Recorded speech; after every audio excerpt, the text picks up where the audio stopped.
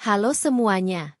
Selamat datang di channel Rahasia Hati, tempat di mana kisah rumah tangga tak selalu berjalan mulus, namun selalu menyimpan pelajaran berharga tentang kekuatan dan cinta sejati. Jangan lewatkan kisahnya. Yuk siapkan tempat ternyaman Anda dan mulai kisahnya. Pukul 7 malam. Aroma sup jamur trufle buatan Alia memenuhi udara. Alia berdiri di balik meja makan, memegang sendok sayur, menanti suaminya. Ia mengenakan daster rumahan yang sudah sedikit longgar, namun terasa nyaman memeluk tubuhnya. Ia sudah menunggu hampir 2 jam. Ya Tuhan, Bram. Semoga dia suka, bisik Alia pada dirinya sendiri, mengusap peluh di keningnya. Memasak adalah satu-satunya cara Alia merasa masih bisa berkontribusi pada pernikahan mereka. Tak lama kemudian, pintu utama terbuka dengan debaman keras. Bram masuk. Jas mahalnya terlepas dari pundak. Namun, pandangannya tidak tertuju pada Alia atau meja makan, melainkan pada ponsel di tangannya. Senyumnya lebar. Senyum yang sudah lama tidak dilihat Alia. Aku sudah siapkan makan malam. Sayang, sup jamur trufle kesukaanmu. Sapa Alia lembut, mencoba memecah kebekuan. Bram mengangkat kepala. Senyum itu langsung lenyap, digantikan raut wajah datar, nyaris jijik. Sup jamur? Lagi. Bram melemparkan tas kerjanya ke sofa. Alia, apa kamu tidak bosan? Atau jangan-jangan kamu sengaja? Masakan yang berat, kalori tinggi. Itu kan yang membuat ukuranmu terus membesar dari hari ke hari. Perkataan itu menusuk. Alia menunduk, sendok di tangannya bergetar. Aku hanya ingin menyambutmu pulang. Aku juga sudah buatkan jus buah naga untuk Detos. Detos? Jauhkan benda-benda itu dari pandanganku. Bram berjalan ke kulkas dan mengambil sebotol wine dingin. Aku baru saja makan malam. Alia. Dengan orang penting. Siapa? Tanya Alia pelan. Bukan urusanmu, jawab Bram dingin, menyesap wine-nya. Ini urusan pekerjaan. Alia tahu itu bohong. Beberapa minggu belakangan, Bram sering pulang larut, aroma parfum wanita asing melekat samar di bajunya. Tapi setiap kali Alia bertanya, jawabannya selalu sama, urusan pekerjaan. Bram, aku tahu kamu sibuk. Tapi bisakah kamu sedikit saja menghargai usahaku? Aku menyiapkan semua ini dengan cinta. Air mata mulai menggenang di mata Alia. Bram tertawa sinis, tawa yang menusuk tulang. Cinta? Alia, mari kita jujur. Bagaimana aku bisa mencintai wanita yang bahkan tidak mencintai dirinya sendiri? Coba lihat dirimu di cermin. Kamu seperti gajah. Daster itu membuatmu terlihat seperti karung beras berjalan. Bentakan Bram menggema di dapur. Ini bukan kali pertama. Kritik Bram sudah menjadi rutinitas harian yang menggerogoti jiwa Alia sedikit demi sedikit. Alia merasa Bram tidak lagi melihatnya sebagai Alia, tetapi hanya sebagai masalah, sebuah kesalahan estetika yang harus disembunyikan. Aku sudah berusaha. Bram? Berusaha apanya? Sejak menikah, fokusmu hanya makan dan tidur. Lihat, aku manajer marketing di perusahaan multinasional. Aku harus bertemu klien, berinteraksi dengan orang-orang penting. Dan kamu? Istriku sendiri tidak bisa diajak tampil di depan umum. Aku malu, Alia. Sangat malu. Bram menekan setiap kata. Kau merusak citraku. Alia hanya bisa terdiam. Air mata jatuh membasahi pipi tembamnya. Sup jamur trufle yang tadinya hangat kini terasa sedingin sikap suaminya. 2 minggu berlalu, hubungan mereka hanya diisi keheningan dan pertengkaran singkat. Puncaknya terjadi di malam hujan yang dingin. Alia sedang merapikan lemari pakaian Bram ketika ia menemukan sebuah foto terselip di saku jasnya. Foto itu adalah Bram yang sedang tersenyum lebar, berangkulan dengan seorang wanita cantik, langsing, dan elegan, di sebuah restoran mahal. Wanita itu mengenakan gaun merah yang mencolok, sangat berbeda dengan daster kusam yang selalu dikenakan Alia. Di belakang foto itu, tertulis, "Sampai jumpa di masa depan kita, sayang. Tiara." Dunia Alia runtuh. Bukan hanya kritik, tapi pengkhianatan. Ketika Bram pulang, Alia sudah menunggunya di ruang tamu, dengan foto itu di tangannya yang gemetar. Siapa Tiara? Suara Alia terdengar serak, dipenuhi kesakitan. Bram, yang baru saja melepas sepatu, Tidak terkejut sama sekali.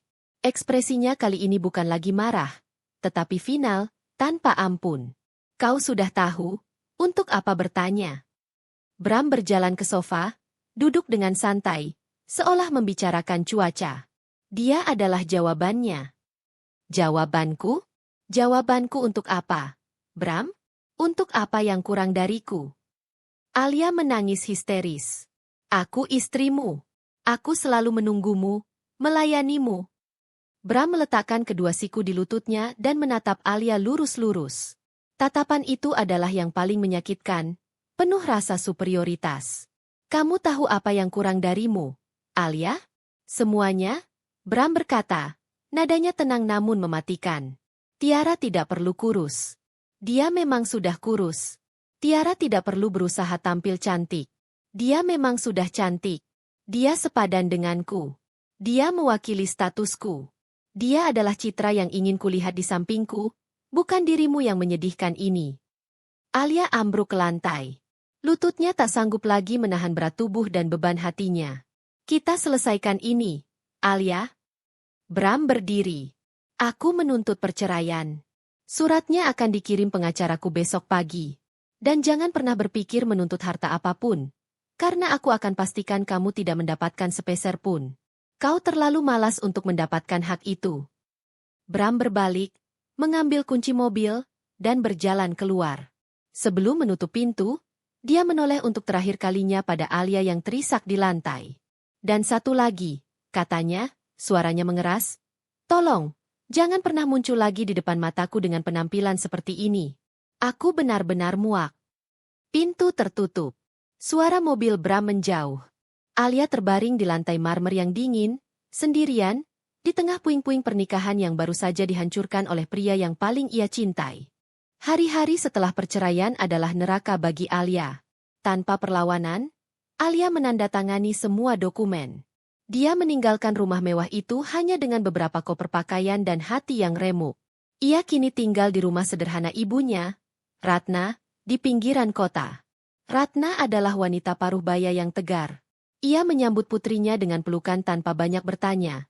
Hanya menyediakan kehangatan dan ketenangan. Namun, Alia adalah mayat hidup. Dia menghabiskan hari-hari di kamarnya. Tirai selalu tertutup, menolak makan. Ketika dipaksa, ia akan menangis tanpa suara. Berat badannya yang dulu menjadi bahan cemoohan suaminya, kini terasa semakin membebani, bukan secara fisik, melainkan secara mental. Setiap kali melihat pantulan dirinya di cermin, ia hanya mendengar bisikan Bram, karung beras berjalan. Alia, nak, kamu harus makan. Ratna meletakkan semangkuk bubur di meja samping tempat tidur Alia. Aku tidak lapar, Bu, jawab Alia pelan, suaranya hampir hilang. Ibu tahu kamu sakit, tapi kamu tidak bisa terus seperti ini. Bram memang pria busuk, tapi kamu lebih kuat dari dia. Aku tidak kuat, Bu. Dia benar. Aku menyedihkan. Siapa yang mau dengan wanita gendut, jelek, dan tidak punya apa-apa sepertiku? Alia menarik selimut menutupi seluruh tubuhnya. Ratna duduk di tepi ranjang. Dengarkan ibu, Alia. Kamu bukan gendut atau jelek. Kamu subur, dan kamu adalah wanita tercantik yang ibu kenal. Kamu punya hati yang tulus. Kamu hanya kehilangan dirimu. Nak, kamu terlalu fokus pada Bram, sampai lupa pada Alia yang dulu. Ratna beranjak. Namun, sebelum keluar, ia meletakkan sebuah kotak kayu tua di atas meja. Ini, kotak mimpimu. Mungkin kamu ingin melihatnya lagi. Ibu akan tunggu di luar. Alia membiarkan kotak itu di sana selama 2 hari. Pada malam ketiga, rasa penasaran mengalahkan kesedihannya. Perlahan, ia membuka kotak itu. Aroma kertas tua langsung tercium. Di dalamnya, ada beberapa barang.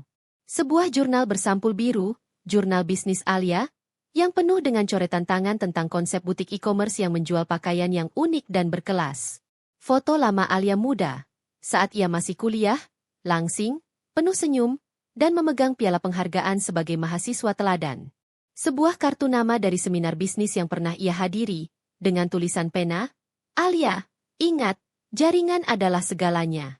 Jangan pernah takut melangkah. Mawar. Alia membaca jurnal itu. Ia ingat, 8 tahun lalu, sebelum bertemu Bram, ia adalah wanita yang berapi-api.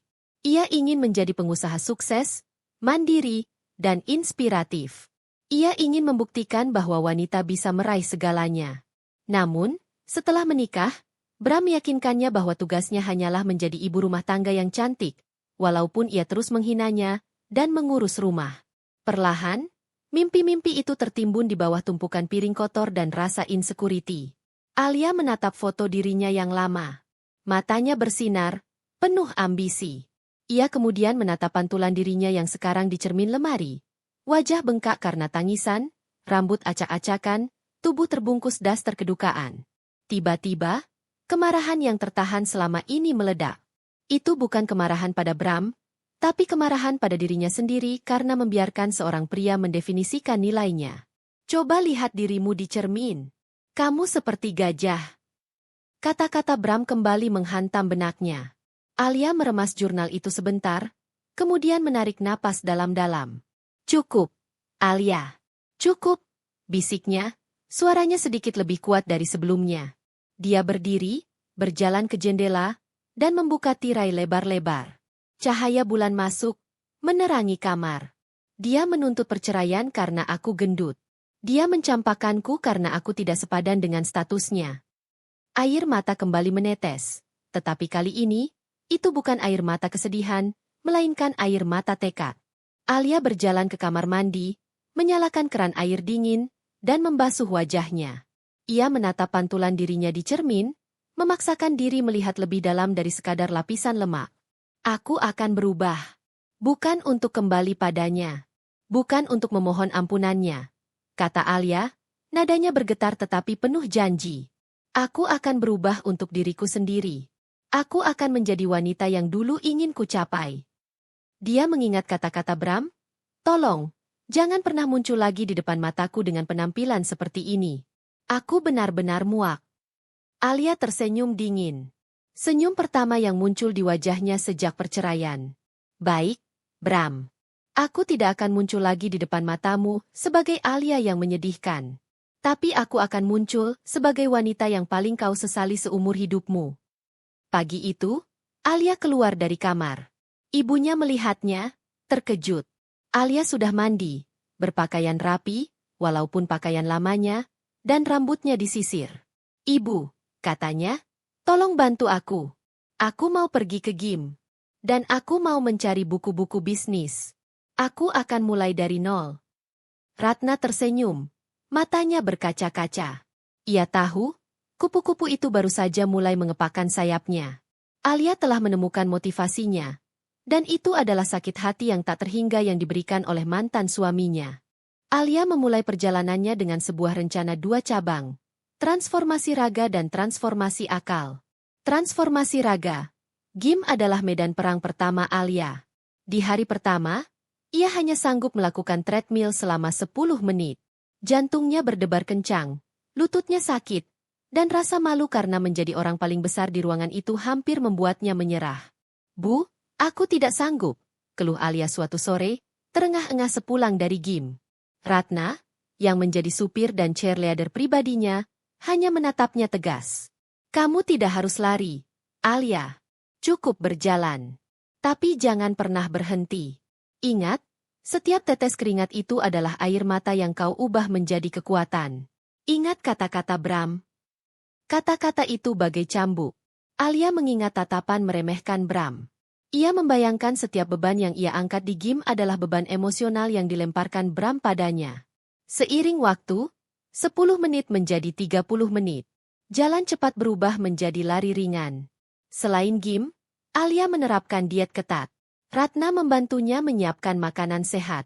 Montas latihan, adegan cepat memperlihatkan Alia yang berjuang di gym. Wajahnya merah, lalu di rumah ia menyiapkan salad buah, menolak godaan kue kering Ratna. Di cermin, ia mengukur lingkar pinggangnya. Awalnya kecewa, lalu 1 bulan kemudian, senyum tipis mulai muncul saat ia melihat angka di timbangan turun 5 kilogram.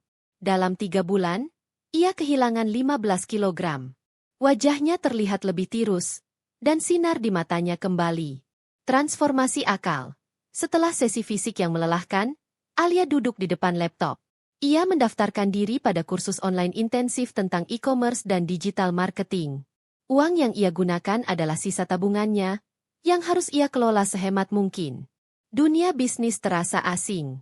Istilah-istilah seperti SEO, funnel marketing, cash flow, dan supply chain membuatnya pusing. Berkali-kali ia harus mengulang video, membaca buku tebal, hingga larut malam. Suatu malam, Alia hampir menangis frustasi. Ia membanting buku akuntansi di mejanya. Ini terlalu rumit, Bu. Aku hanya seorang ibu rumah tangga biasa. Ratna datang, tidak menghibur, tetapi justru memberikan sebuah tantangan. Bram bilang kamu tidak punya hak atas harta karena kamu malas. Sekarang, buktikan pada dirimu sendiri, Alia. Bukan pada Bram, tapi pada Alia yang ingin menjadi pengusaha sukses. Alia menatap bukunya lagi. Ia menyadari satu hal, ia tidak akan menyerah hanya karena kesulitan. Kepahitan masa lalu adalah bahan bakar tak terbatas. Alia mulai merancang konsep bisnisnya, seperti yang tertulis di jurnal lamanya, butik e-commerce. Karena pengalaman pahitnya, ia memutuskan fokus pada pasar yang sering diabaikan, wanita dengan ukuran besar yang ingin tampil elegan dan modis. Ia menamakan konsep awalnya, Eternia Curve. Ia mulai mendesain sketsa pakaian, memilih bahan, dan membangun website sederhana. Kini, Alia bukan lagi wanita yang murung. Ia adalah seorang pejuang, di belah dua, seorang atlet di pagi hari, dan seorang strategis bisnis di malam hari. Dengan modal nekat, sejumlah uang pinjaman dari Ratna, dan sisa uang simpanan, Alia memproduksi 10 desain pertamanya. Dia menggunakan Ratna dan beberapa kenalan sebagai model untuk pemotretan amatir. Eternia Curve resmi diluncurkan. Tantangan pasar, penjualan berjalan lambat, sangat lambat. Dalam bulan pertama, ia hanya menjual 3 potong pakaian. Sisanya, menumpuk di kamar tamu. Sudah 4 bulan, Alia. Kita kehabisan modal untuk iklan, kata Ratna cemas. Apakah kamu yakin ini bisa berhasil? Alia tersenyum. Senyum yang menunjukkan ketenangan baru. Ibu, dulu aku menghabiskan waktu bertahun-tahun melayani pria yang menghinaku. Sekarang, aku baru berjuang 4 bulan untuk mimpiku. Belum saatnya menyerah. Alia menyadari ia kekurangan jaringan dan pengetahuan branding profesional. Ia memutuskan untuk menghadiri sebuah seminar besar bagi founder startup di pusat kota, menggunakan kartu nama, Mawar, sebagai inspirasi. Pertemuan tak terduga dengan Arjuna. Di acara seminar tersebut, Alia, yang kini sudah jauh lebih langsing, sekitar 65 kg, dan mengenakan pakaian blazer sederhana namun rapi, merasa terintimidasi oleh para eksekutif muda di sana. Pada sesi pitching ide, Alia memberanikan diri maju. Ia menjelaskan visinya tentang Eternia Curve, bukan hanya menjual pakaian, tetapi menjual kepercayaan diri bagi wanita yang tubuhnya tidak sesuai dengan standar media. Di barisan depan, duduk seorang pria muda tampan, berkacamata, dengan aura tajam dan cerdas. Dialah Arjuna Sanjaya, 35 tahun, seorang investor teknologi dan konsultan bisnis yang sangat berpengaruh. Arjuna terkenal dingin, cerdas, dan tidak pernah berinvestasi pada bisnis yang tidak ia yakini. Setelah Alia selesai, Arjuna berdiri. Semua mata tertuju padanya. Ide bagus, Nona Alia, kata Arjuna, suaranya dalam dan sedikit sarkastik. Tapi Anda menjual emosi, bukan angka. Pasar fashion itu kejam. Kenapa Anda yakin bisa bersaing? Dan, jujur saja, presentasi Anda terlihat seperti startup rumahan tanpa modal serius. Hati Alia menciut, namun tekadnya tidak. Ia mengingat Bram yang selalu meremehkannya. Ia menatap Arjuna lurus-lurus. Anda benar, Bapak Arjuna, jawab Alia tanpa gentar. Modal saya memang kecil, tapi visi saya besar. Saya tahu bagaimana rasanya dihina karena penampilan. Saya tidak menjual pakaian. Saya menjual penegasan bahwa setiap wanita berhak merasa cantik, apapun ukurannya. Dan saya yakin, rasa sakit adalah motivasi terbaik. Orang yang berjuang dari nol, dengan rasa sakit sebagai bahan bakar, tidak akan pernah menyerah seperti orang yang terlahir dengan segalanya. Arjuna terdiam. Tatapannya yang dingin berubah menjadi tertarik. Ia melihat nyala api di mata Alia, Nyala api yang ia kenali, tekad yang ditempa oleh penderitaan. Menarik, gumam Arjuna. Saya suka kejelasan Anda. Datanglah ke kantor saya besok pukul 10 pagi. Bawa semua data keuangan dan model bisnis Anda. Saya tidak berjanji akan berinvestasi, tapi saya berjanji akan menguji Anda. Jika Anda sanggup melewati ujian itu, mungkin saya bisa membantu mengubah startup rumahan ini menjadi perusahaan yang sesungguhnya. Alia merasa darahnya berdesir. Ini adalah kesempatan besar. Ini adalah pintu gerbang menuju kekayaan dan kemandirian yang ia impikan. Ia mengangguk dengan tegas. Keesokan harinya, Alia datang. Arjuna mengujinya habis-habisan, membongkar kelemahan model bisnisnya. Namun Alia menjawab setiap pertanyaan dengan logis dan penuh semangat. Di akhir pertemuan, Arjuna tersenyum tipis, senyum yang jarang ia tunjukkan. Baik, Alia. Saya akan memberikan investasi awal dan yang lebih penting, mentorship. Tapi ingat, ini bukan amal. Saya berinvestasi pada tekad Anda, bukan masa lalu Anda. Saya akan menjadi mitra dan mentor, yang berarti, saya akan bersikap keras. Alia berdiri, mengulurkan tangan. Saya siap, Bapak Arjuna. Terima kasih. Saya tidak akan mengecewakan tekad saya sendiri.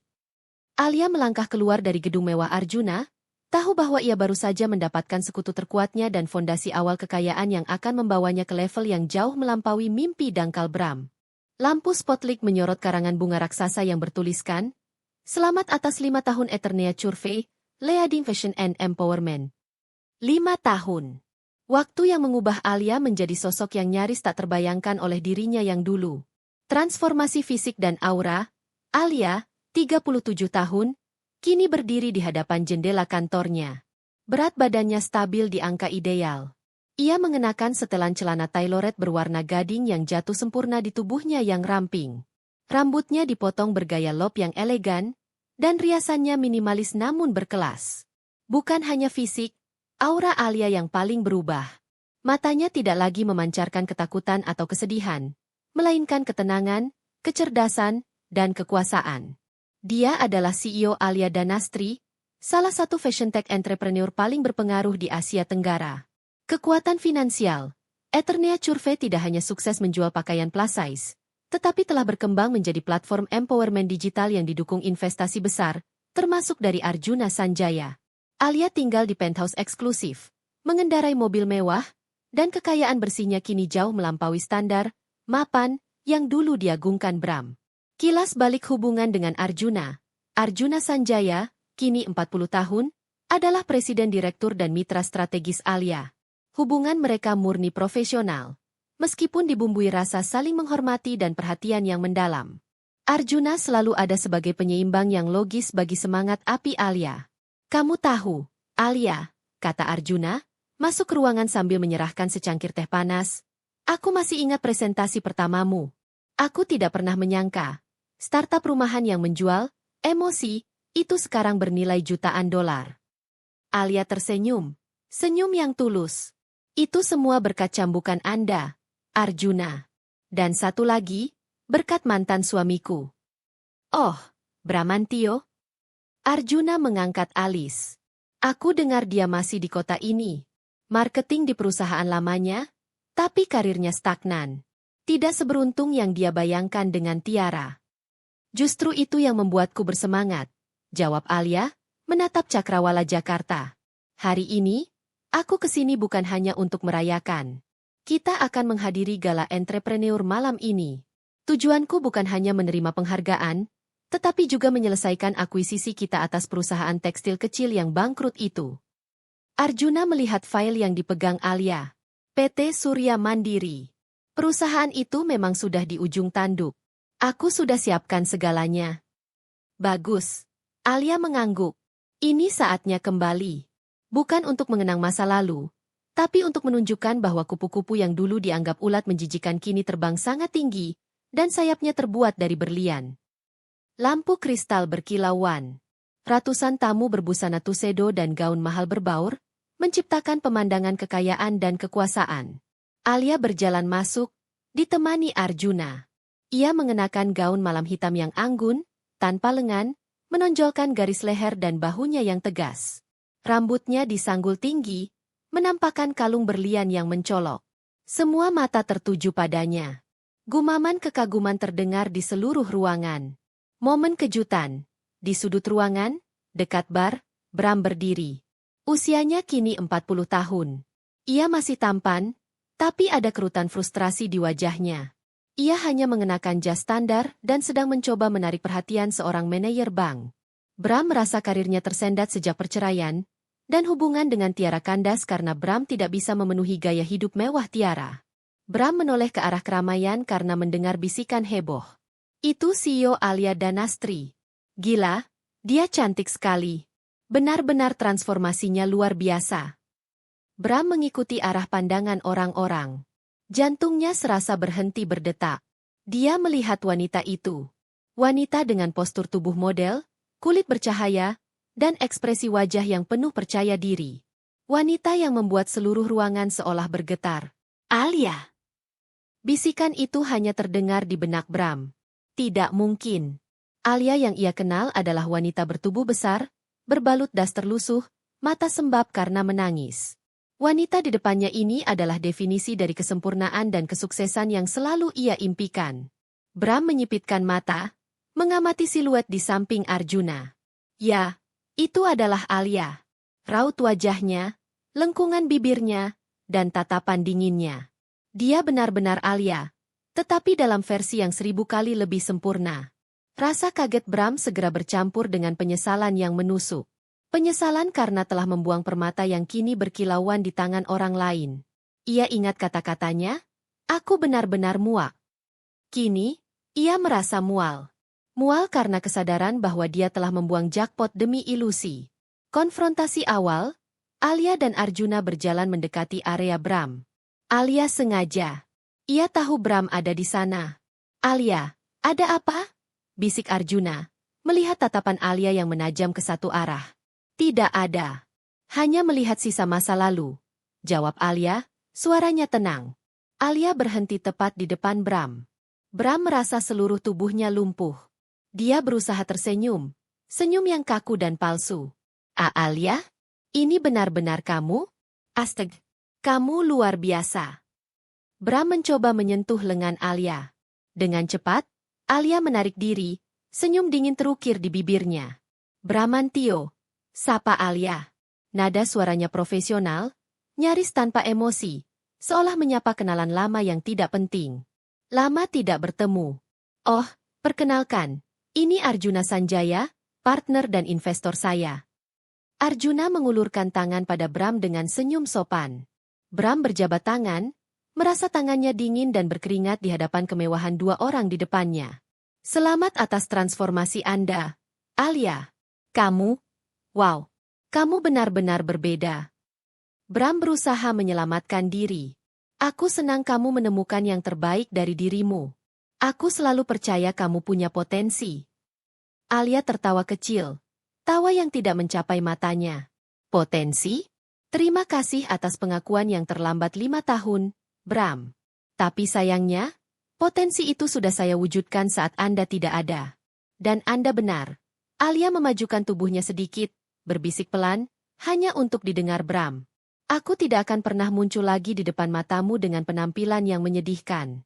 Ini janji yang sudah kulunasi. Bram terdiam. Hatinya mencelos. Kalimatnya sendiri kembali menghantam wajahnya. Alia segera berbalik, menggandeng lengan Arjuna. Maaf, Arjuna. Kita harus menyambut tamu penting.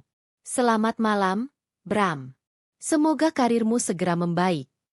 Alia dan Arjuna pergi menuju panggung, meninggalkan Bram sendirian, tenggelam dalam penyesalan dan rasa malu yang mendalam di tengah keramaian. Bram duduk sendirian di bar yang remang-remang, menyesali sebotol whisky mahal. Ekspresinya penuh kesakitan, bukan karena cinta yang hilang, melainkan karena kekuatan dan kekayaan yang telah ia buang. Jutaan dolar? Sia berlian. Gumam Bram, mengulang kata-kata yang ia dengar tentang Alia semalam. Karirnya di perusahaan lama, PT Global Marketing, memang mandek. Ia selalu membenci pekerjaannya yang kini menuntut etos kerja keras, alih-alih hanya penampilan luar. Ia mendapati bahwa tanpa uang warisan, Tiara pun meninggalkannya. Ia baru menyadari bahwa Alia yang dulu adalah istri yang patuh dan penuh cinta. Namun, itu semua tenggelam di balik kegilaannya akan status sosial. Bram mengeluarkan ponselnya dan mulai mencari berita tentang Eternia Curve dan Alia Danastri. Artikel demi artikel memuji Alia sebagai The Butterfly CEO, kupu-kupu yang bertransformasi. Aku yang membuatnya terbang, bisik Bram pada dirinya sendiri, mencoba memanipulasi kenyataan. Jika aku bisa membujuknya kembali, aku bisa mendapatkan semuanya. Pikiran Bram, yang selalu dangkal dan materialistis, mulai merajut rencana jahat. Dia harus kembali ke lingkaran Alia. Tiba-tiba, ia teringat nama perusahaan yang dibisikkan Alia dan Arjuna semalam, PT Surya Mandiri. Bram segera mencari tahu. Ternyata, PT Surya Mandiri adalah perusahaan tekstil tua yang sedang menghadapi kebangkrutan. Namun, ada yang lebih penting. PT Surya Mandiri adalah pemasok utama untuk perusahaan tempat Bram bekerja saat ini, PT Global Marketing, dan juga merupakan saingan lama dari salah satu klien terpenting perusahaannya. Bram melihat celah. Jika Alia mengakuisisi PT Surya Mandiri, Alia akan langsung memiliki pengaruh besar pada rantai pasokan PT Global Marketing. Dan Bram, sebagai manajer marketing di sana, pasti memiliki informasi insider yang berharga. Bram segera menghubungi seorang kenalannya yang bekerja di bagian keuangan PT Surya Mandiri yang kini sedang sakit hati karena perusahaan itu akan diakuisisi. Halo, Dani? Aku Bramantio. Aku dengar Surya Mandiri akan diambil alih oleh Eternia Curve. Aku bisa bantu kamu. Kita bisa bekerja sama. Ada informasi internal yang bisa kita jual. Jangan biarkan Alia Danastri mengambil semuanya. Bram mulai menjulurkan jaringnya. Misinya bukan lagi mendapatkan cinta Alia, tetapi mendapatkan tempat di samping Alia, atau jika itu gagal, menghancurkan Alia untuk mengambil keuntungan finansial.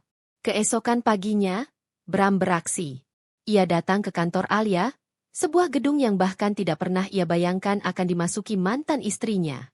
Dengan menggunakan kartu nama lamanya dan janji, kerjasama bisnis yang vital, ia berhasil meminta waktu 5 menit dengan Alia. Bram duduk di ruang tunggu mewah, jantungnya berdebar antara takut dan gembira. Ia membayangkan skenario, Alia yang terharu, Alia yang memaafkan, Alia yang memintanya kembali. Alia duduk di ujung meja kaca yang panjang, diapit oleh Arjuna. Wajahnya tenang, ekspresinya profesional. Ia mengenakan blus sutra berwarna hijau zamrud, terlihat seperti ratu bisnis yang tak terjamah. Bram masuk. Ia mencoba tersenyum percaya diri. Alia, terima kasih sudah menerima pertemuan ini. Bram memulai, nadanya lebih lembut dari biasanya. Sejujurnya, aku datang bukan hanya sebagai Bramantio, tapi sebagai perwakilan PT Global Marketing. Tapi izinkan aku bicara dari hati ke hati dulu. Alia mengangkat tangan, menghentikannya. Cukup dengan drama, Bram. Aku tidak punya banyak waktu. Bicaralah soal bisnis. Aku tahu kamu datang untuk membahas PT Surya Mandiri. Wajah Bram berubah pias. Bagaimana Alia bisa tahu? Tentu saja Alia tahu. Alia Danastri yang sekarang adalah pemikir strategis. Benar. Surya Mandiri, Bram cepat menyesuaikan diri. Aku tahu perusahaanmu akan mengakuisisi mereka. Tapi Alia, aku punya koneksi internal di sana. Aku tahu kelemahan mereka, dan aku tahu rahasia yang bisa membuat Eternia Curve rugi besar jika tidak hati-hati. Bram mencoba menggunakan bahasa bisnis yang ia tahu paling efektif untuk mengintimidasi. Ia melanjutkan, aku menawarkan bantuan. Aku bisa memberimu informasi insider yang sangat spesifik tentang hutang tersembunyi Surya Mandiri dan potensi sabotase dari pesaing kami. Tentu saja, aku minta imbalan, posisi strategis di perusahaanmu, atau setidaknya, kemitraan di proyek akuisisi ini. Arjuna menyeringai tipis di samping Alia. Alia tetap tanpa ekspresi. Kamu menjual informasi perusahaan tempatmu bekerja untuk mendapatkan posisi di tempat mantan istrimu? Sebuah standar etika yang rendah, bahkan untukmu, Bramantio. Kata Alia, suaranya dingin, seolah memuji. Bram merasa direndahkan, tapi dia harus menelan harga dirinya. Alia, aku melakukan ini untukmu. Aku ingin membantumu sukses. Aku menyesal atas masa lalu. Aku tidak pernah berhenti memikirkanmu. Kamu wanita yang paling kucintai. Transformasimu membuka mataku. Alia tersenyum. Senyum itu tidak mencapai matanya, tetapi penuh janji yang mematikan. Menarik. Jadi, kamu ingin menebus kesalahan masa lalu dengan menawarkan bantuan bisnis yang berisiko. Alia mengambil sebuah pena perak di mejanya. Dengar, Bram. Aku tidak butuh penyesalanmu, dan aku tidak butuh cinta palsumu. Aku hanya peduli pada efisiensi dan keuntungan. Alia membalik sebuah dokumen di depannya. Itu adalah Non-Disclosure Agreement, NDA, yang sangat ketat. Tanda tangani ini, Alia memerintah. Saya akan mempertimbangkan tawaran informasimu. Tapi bukan untuk posisi, Bram. Informasi yang kamu berikan akan saya beli, jika terbukti valid. Dan ya, aku punya tawaran balik yang pasti akan sangat menarik untukmu. Bram melihat dokumen itu. Isinya sangat memberatkan. Melibatkan kerahasiaan total dan denda besar jika ada kebocoran. Tapi ini adalah satu-satunya jalan masuk. Apa tawaranmu?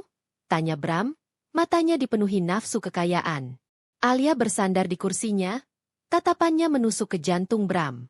PT Surya Mandiri memiliki satu aset yang sangat berharga yang tidak ingin saya miliki, tetapi harus dihancurkan. Sebidang tanah di kawasan industri yang bermasalah. Saya akan memberimu uang tunai untuk membeli tanah itu, dan kamu harus mengelola masalah hukumnya. Atau, saya akan memberimu satu kontrak outsourcing marketing kecil dari Eternia Curve senilai 1 miliar rupiah jika kamu berhasil menghadirkan mantan selingkuhanmu, Tiara, untuk menjadi model kampanye fashion terbaru kami. Bram terkejut. Tiara? Untuk apa? Alia tersenyum lebar. Senyum pertamanya yang benar-benar kejam. Untuk membuktikan bahwa Eternia Curve adalah platform yang lebih besar dari dendam pribadi. Dan untuk melihat apakah kamu sanggup menjual Tiara kepadaku, seperti kamu menjualku dulu. Bram terdiam, tergoda oleh uang dan ide gila ini. Ia melihat kesempatan untuk kembali dekat dengan Alia dan menaikkan statusnya. Ia mengambil pena. Aku terima. Alia, aku akan memberimu informasi Surya Mandiri, dan aku akan mendapatkan Tiara untukmu. Alia hanya mengangguk. Bagus. Sekarang, mari kita lihat seberapa jauh seekor laba-laba bisa merangkak. Alia telah menjebak Bram. Bram berpikir dia sedang merencanakan sesuatu. Padahal, Bram baru saja menjadi alat pertama dalam skenario balas dendam Alia. Seminggu kemudian, Bram berhasil. Setelah menyogok Tiara, kini 32 tahun, yang karirnya sebagai influencer sedang redup dan sangat membutuhkan uang, dengan janji bayaran fantastis dari Alia, ia berhasil membawanya ke kantor Eternia Curve. Di studio, suasana terasa dingin dan tegang. Tiara, mengenakan busana Eternia Curve yang elegan, berdiri di tengah ruangan, terlihat kaku dan tidak nyaman. Meskipun masih langsing, mata Tiara memancarkan kelelahan akibat gaya hidup yang menuntut. Alia masuk ke studio, diikuti oleh Arjuna. Alia tidak mengenakan pakaian mahal hari itu, hanya kemeja putih sederhana dan celana panjang hitam. Namun auranya membuat Tiara merasa kecil. Selamat datang, Tiara. Sapa Alia, nadanya datar dan profesional, seolah menyambut vendor. Hai, Alia. Aku senang melihatmu sukses begini, jawab Tiara, mencoba terdengar tulus, tetapi ada nada iri yang jelas. Aku tidak menyangka Eternia Curve akan sebesar ini. Kamu berubah total. Terima kasih. 5 tahun adalah waktu yang lama, balas Alia, mengabaikan pujian itu dan langsung menunjuk pakaian yang dikenakan Tiara. Timku bilang, kamu tidak terbiasa dengan desain kami. Kamu harusnya memancarkan kekuatan, bukan sekadar kecantikan yang rapuh. Tiara merasa tersinggung, tetapi bayaran di pikirannya membuatnya menelan ludah. Ia melirik Bram yang berdiri di sudut, memberikan isyarat agar Tiara bersabar. Alia dan Tiara berhadapan, sesi foto dimulai. Alia tidak menjadi fotografer, tetapi dia adalah sutradara yang kejam. Tiara, matamu terlihat kosong. Kamu terlihat seperti boneka manekin yang sedang mencoba tampil bahagia. Ingat, Eternia Curve menjual kepercayaan diri yang nyata, yang datang dari perjuangan, bukan dari hasil diet instanmu. Alia menekan kata-kata. Tiara mulai geram. Alia, aku seorang profesional. Aku tahu cara berpose. Tentu saja. Kamu tahu cara berpose sebagai wanita yang dicintai suaminya. Tapi sekarang, kamu berpose di depan CEO yang dulunya kamu dan dia hina. Tunjukkan padaku rasa penyesalan itu, Tiara. Tunjukkan padaku kekuatan yang kamu sembunyikan di balik topeng kecantikanmu. Alia berjalan mendekat, menatap Tiara lurus-lurus. Ingat, dulu kamu mengambil apa yang kumiliki, Tiara. Sekarang, aku mengambil kemampuanmu untuk bahagia dengan caramu. Aku membeli waktu dan gambarmu. Eternia Curve tidak hanya mendandani wanita bertubuh besar. Kami mendandani wanita yang kuat. Alia menoleh ke fotografer. Ganti pakaiannya. Kita akan coba koleksi powersuit terbaru kami. Ambilkan ukuran paling pas. Dan Tiara, tunjukkan pada kami bahwa kamu pantas mendapatkan uang ini. Saat Tiara berganti pakaian, Bram mendekati Alia. Alia, kamu terlalu keras padanya. Ini hanya sesi foto. Ini bukan sekadar sesi foto, Bram. Ini adalah pernyataan. Tiara adalah simbol dari standar kecantikan dangkal yang kamu bela. Dan sekarang, dia bekerja untukku.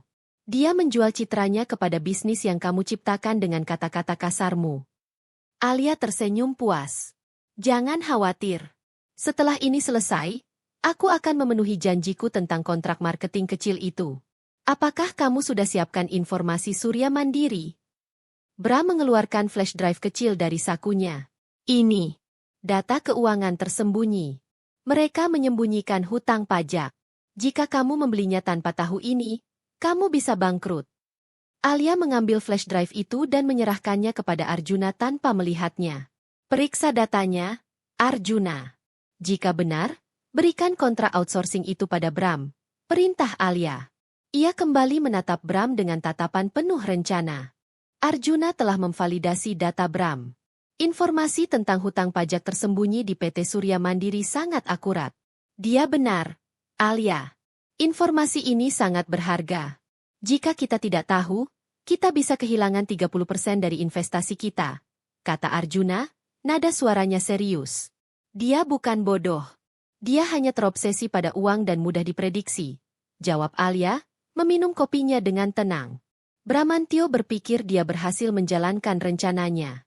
Dia memberikan informasi, mendapatkan kontrak. Dia pikir dia sedang merangkak kembali ke lingkaran kita. Tapi dia tidak tahu. Dia baru saja menelan umpan beracunku. Alia membuka tabletnya. Di layar, ada berita internal PT Global Marketing, perusahaan lama Bram, tentang kekacauan di Departemen Marketing.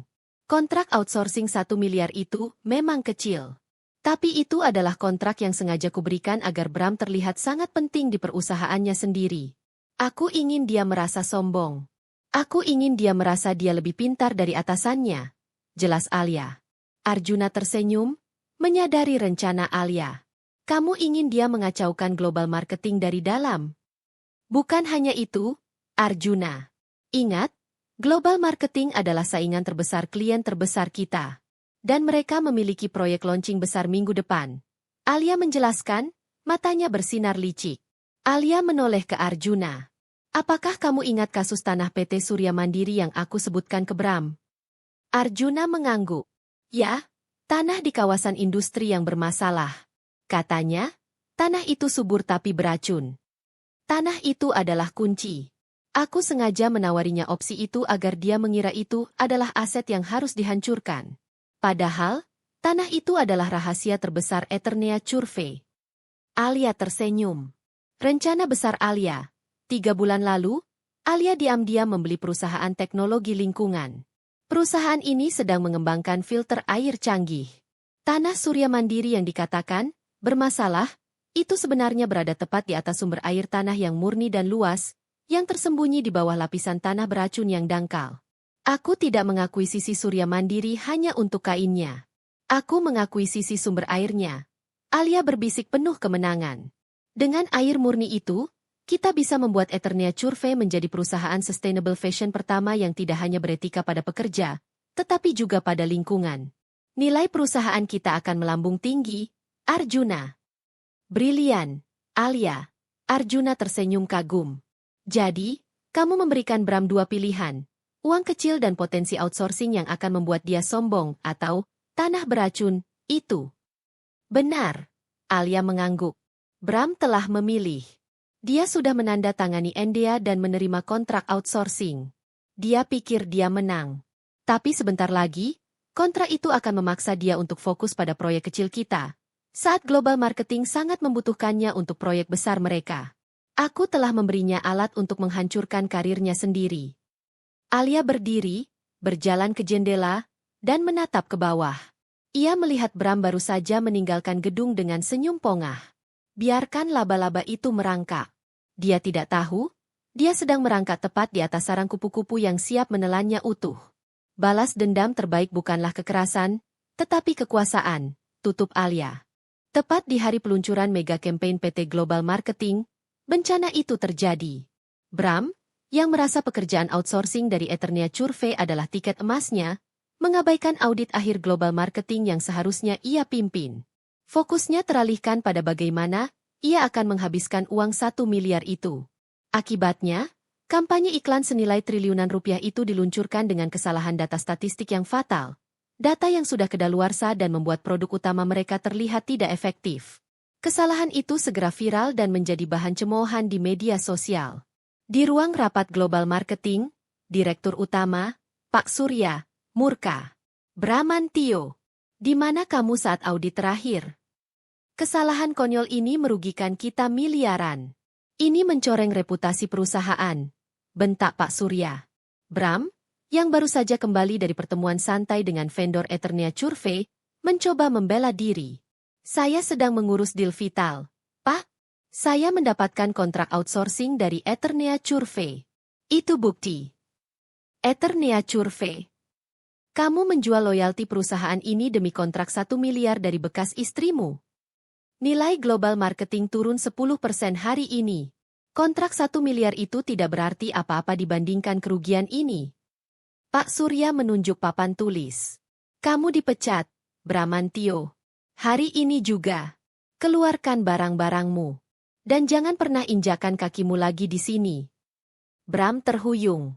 Dipecat. Tanpa pesangon. Tanpa status.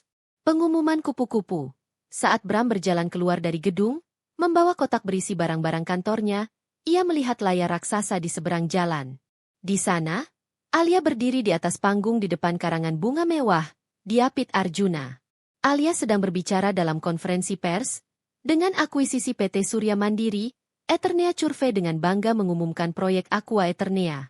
Kami telah menemukan sumber air murni yang melimpah di bawah tanah pabrik lama, yang akan kami gunakan untuk menciptakan proses pewarnaan sustainable paling ramah lingkungan di Asia. Ini bukan hanya tentang fashion, ini tentang masa depan. Jantung Bram serasa tertimpa beban 100 ton. Sumber air murni. Tanah beracun yang ia abaikan. Alia tidak hanya mengakuisisi pabriknya, tetapi juga harta karun yang jauh lebih bernilai. Bram menyadari kengerian situasinya. Dia dipecat karena terlalu sibuk dengan jebakan outsourcing Alia. Dia kehilangan kesempatan menjadi kaya raya dengan air murni, karena ia memilih uang tunai yang jauh lebih kecil dan marketing palsu. Dia telah memberikan informasi rahasia global marketing dan Tiara, hanya untuk menghancurkan dirinya sendiri. Bram ambruk di tangga, menatap pantulan dirinya yang kini menyedihkan di kaca mobil mewahnya, yang harus segera dijual. Kupu-kupu itu tidak hanya terbang tinggi, tetapi telah menjatuhkannya dari ketinggian yang paling menyakitkan. 2 minggu berlalu. Bram menjadi pengangguran, dan hutang-hutangnya mulai menumpuk. Tiara, di sisi lain, menikmati bayaran fantastis dari Eternia Curve dan kini menjadi wajah kampanye Sustainable Power Suit yang booming. Bram menghubungi Tiara. Mereka bertemu di kafe yang tidak mencolok. Tiara, kamu harus bantu aku. Bram memohon, suaranya putus asa. Wajahnya yang dulu selalu rapi, kini tampak kuyu. Tiara menyesap kopi susunya dengan santai. Ia mengenakan dress kasual dari Eternia Curve yang menonjolkan profesionalismenya. Bantu apa, Bram? Bukannya kamu sudah mendapatkan kontrak outsourcing dari Alia? Kenapa kamu terlihat seperti gembel begini? Tiara bertanya dengan nada superioritas yang dulu selalu digunakan Bram. Bram menceritakan kejatuhannya. Alia menjebakku, Tiara. Dia tahu aku akan mengacaukan global marketing. Dia juga menjebakku dengan tanah itu. Dia sengaja membuatku memilih kontrak kecil. Aku butuh uang. Kamu? Kamu kan sekarang punya banyak uang dari Alia. Tiara tertawa sinis. Bantu kamu? Bram, kamu lupa? Dulu, kamu bilang aku ini hanya pantas untukmu karena statusmu. Sekarang, statusmu di mana? Kamu yang bilang Alia adalah karung beras berjalan. Tapi sekarang, karung beras, itu yang memberiku uang. Aku tidak akan membuang waktu dengan pria yang gagal, Bram. Tiara melanjutkan, tatapannya menajam. Aku melihat Alia, Bram. Aku melihat apa itu kekuatan sejati. Bukan sekadar kecantikan atau kekayaan dari warisan. Alia membangunnya dari nol, dari sakit hati yang kamu berikan. Dia mengajariku bahwa kecantikan sejati adalah kemandirian. Dan kamu hanya parasit. Bram merasa diremukan oleh Tiara, yang dulu ia anggap bodoh dan mudah dimanipulasi. Tiara, tolong! Aku tahu satu-satunya rahasia Alia yang tersisa. Dia masih menyimpan semua data tentang properti Surya Mandiri yang belum diumumkan. Aku akan mencurinya. Bisik Bram, rencananya gila. Tiara terdiam. Mencuri? Itu kriminal. Ia tahu, meskipun membenci Alia karena masa lalu, ia tidak ingin terlibat dalam kejahatan. Apalagi, Eternia Curve kini adalah sumber penghasilannya. Aku tidak mau, kata Tiara. Tapi aku akan berikan satu nasihat terakhir. Bram, jauhi Alia. Dia bukan lagi wanita yang lemah. Dia adalah ratu lebah yang akan menyengatmu sampai mati. Tiara beranjak.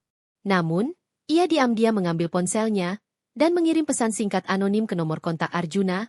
Bram akan mencoba mengambil flash drive. Tiara memilih loyalitas pada uang dan keselamatan dirinya sendiri. Bram telah ditinggalkan oleh dua wanita, dan kini ia menjadi ancaman kriminal. Malam itu, Bram menyelinap masuk ke gedung perkantoran Arjuna, mengenakan topi dan jaket lusuh. Ia tahu Arjuna menyimpan flash drive berisi data legalitas dan properti PT Surya Mandiri, yang belum sepenuhnya diserahkan ke tim Alia. Ia nekat. Mencuri data itu adalah satu-satunya cara untuk memeras Alia, atau menjual informasi rahasia ke pesaing. Bram berhasil membobol kunci kantor Arjuna dengan alat sederhana yang ia beli online. Ia cepat-cepat menuju meja Arjuna, mencari laci tersembunyi. Tiba-tiba, lampu ruangan menyala terang. Bram terperanjat. Alia berdiri di ambang pintu, bersandar dengan anggun. Di belakangnya, Arjuna dan dua orang petugas keamanan berpakaian sipil. Mencari sesuatu, Bramantio? Tanya Alia. Suaranya tenang, namun mengandung bahaya. Bram panik. Alia, ini bukan seperti yang kau pikirkan. Aku hanya ingin bicara padamu. Bicara di kantor Arjuna, di tengah malam, sambil membongkar mejanya? Itu bukan bicara, itu kriminal. Bram, kata Alia, menggelengkan kepala. Bram mundur, tangannya gemetar. Kau menjebakku lagi. Tiara yang memberitahumu, kan? Tiara hanya memberiku peringatan. Tapi aku tidak butuh peringatan. Aku sudah tahu kamu akan datang. Bram? Alia maju selangkah. Sorot matanya kini adalah sorot seorang pemburu yang melihat mangsanya terperangkap. Sejak hari kau memilih kontrak 1 miliar dan mengabaikan tanah itu, aku tahu kamu tidak akan pernah berubah. Kamu selalu memilih yang mudah, yang instan, yang membuatmu merasa hebat. Alia menjelaskan, nadanya kini penuh emosi yang ditahan. Kau bertanya mengapa aku melakukan semua ini? Agar kamu merasakan apa yang kurasakan 5 tahun lalu. Aku dipecat, dihina, dan dibuang. Kamu menganggapku tidak berharga. Alia menunjuk ke belakang Bram. Di dinding, terpampang foto Alia yang dulu, dalam daster, dan foto dirinya yang sekarang. Aku adalah wanita yang kau hancurkan. Dan aku adalah wanita yang kau ciptakan. Kamu bilang aku merusak citramu? Sekarang, aku akan pastikan citramu hancur di mata semua orang. Arjuna melangkah maju, memegang sebuah surat resmi. Bramantio, kata Arjuna dengan suara tegas. Bukan hanya pencurian. Kami sudah melacak komunikasi ilegalmu dengan Dani dari PT Surya Mandiri. Kamu tidak hanya menjual informasi hutang pajak Alia, tetapi kamu juga menjual informasi strategi global marketing ke pesaing kami. Itu pelanggaran NDA yang sangat besar. Kami punya semua bukti. Kamu akan menghadapi tuntutan hukum berlapis. Wajah Bram pucat pasi. Dia jatuh berlutut. Alia, ampun. Aku mohon. Aku menyesal. Aku butuh uang. Aku mencintaimu, Alia. Demi Tuhan, kembalilah padaku. Bram meraih kaki Alia. Alia menarik kakinya dengan cepat, ekspresinya jijik. Cinta?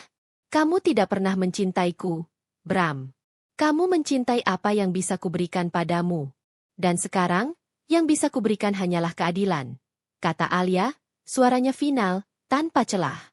Alia memberikan isyarat. Petugas keamanan segera memborgol Bram. Selamat tinggal, Bramantio. Eternia Curve mengajarkan bahwa setiap orang berhak bangkit. Tapi kamu tidak pernah bangkit. Kamu hanya berusaha merangkak kembali ke lumpur. Alia berbalik, air mata hangat menggenang di matanya, tetapi dengan cepat ia menyekanya. Arjuna, kita panggil polisi.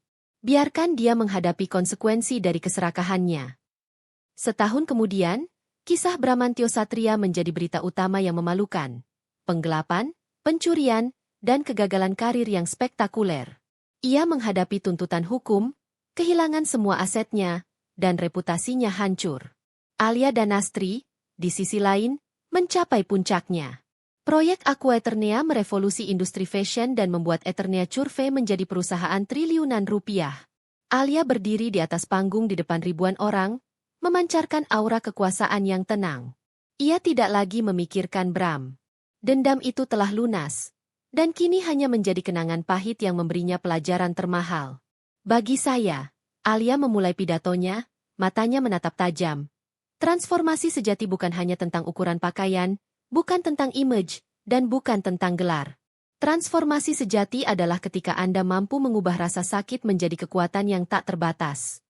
Di barisan depan, Ratna tersenyum bangga. Di sebelahnya, Arjuna Sanjaya menatap Alia. Tatapannya tidak lagi profesional, tetapi penuh kehangatan, kagum, dan janji. Setelah pidato, Arjuna mendekati Alia di belakang panggung. Luar biasa, Alia, kata Arjuna. Kamu mencapai segalanya. Apakah kamu sudah mendapatkan kedamaian yang kamu cari? Alia menoleh, tersenyum tulus. Kedamaian? Iya. Aku menemukan kedamaian saat aku menyadari bahwa aku tidak perlu lagi definisikan diriku dari orang lain. Aku tidak lagi peduli pada ukuran tubuhku atau status sosialku di mata mantan suamiku. Alia memegang tangan Arjuna, tidak ada ketegangan, hanya keakraban mendalam. Dulu, aku mencari cinta palsu dan validasi. Sekarang, aku mencari mitra sejati. Mitra yang tidak hanya mendukung ambisiku, tetapi juga menghargai Alia yang dulu gemuk dan insecure, kata Alia lembut. Kamu adalah orang itu, Arjuna. Kamu melihat potensial, bukan packaging. Arjuna menggenggam tangan Alia. Aku melihat kupu-kupu yang terkunci di dalam kepompong. Aku senang melihatmu terbang, Alia. Alia menatap Arjuna, mengisyaratkan bahwa hubungan mereka kini bergerak melampaui bisnis. Pemandangan akhir, Alia berjalan keluar dari gedung, meninggalkan kebisingan kemewahan. Ia tidak lagi mengendarai mobil mewah sendirian. Ia berjalan berdampingan dengan Arjuna, sepasang mitra yang setara, siap menghadapi tantangan global berikutnya. Ia mengenakan dress yang dirancang untuk kampanye Aqua Eternea, warnanya cerah dan memancarkan optimisme. Alia Danastri, sang kupu-kupu yang dicemooh, telah menyelesaikan balas dendamnya, bukan dengan menghancurkan Bram, tetapi dengan membangun sebuah kerajaan di atas puing-puing rasa sakitnya sendiri. Kisah balas dendam telah berakhir, digantikan oleh kisah sukses seorang wanita mandiri yang terbang bebas, jauh melampaui bayangan masa lalunya.